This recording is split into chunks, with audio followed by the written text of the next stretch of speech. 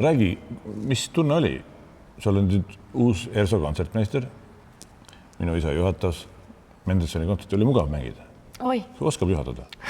Oskab. No jumal tänab siis. Ei, see oli tegelikult väga eriline, sellepärast, et vaata, sellel festivalil on olnud juba nüüd nii mitu korda. Ja nähtud kõrvalt palju, kuidas su isa näiteks juhatab ja sihukest asja. Õpetab ka kindlasti. Ja õpetame seda. Ja siis kõik need sõbrad, kes üle aastate on tekkinud siin festivalil ja kes on nagu üle terve aasta nagu meeles ka alati, keda näeb igal pool ja nii. No, pühapäeval on üks põnev kontsert tulemas. Šostakovitši 9. sümfoonia. Erakordne sümfoonia ja just sellise festivali jaoks on õige natukene vähem mängitud sümfoonia kui kõik need muud. Siis on meil üks uhke asi on Katja Bunjatišvili.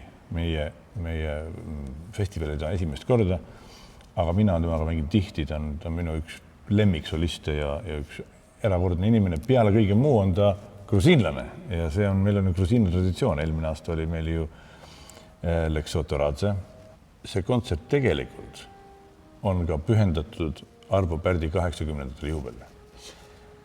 Arvo tuleb ise siia, tuleb ise proovi ja me teeme kaks minu jaoks uut lugu. Üks on La Sindone ja teine on Swan Song. Mõlemad lood on minu jaoks esimest korda. Arvo on teinud spetsiaalse versiooni sellest La Sindonest selle kontserdi jaoks.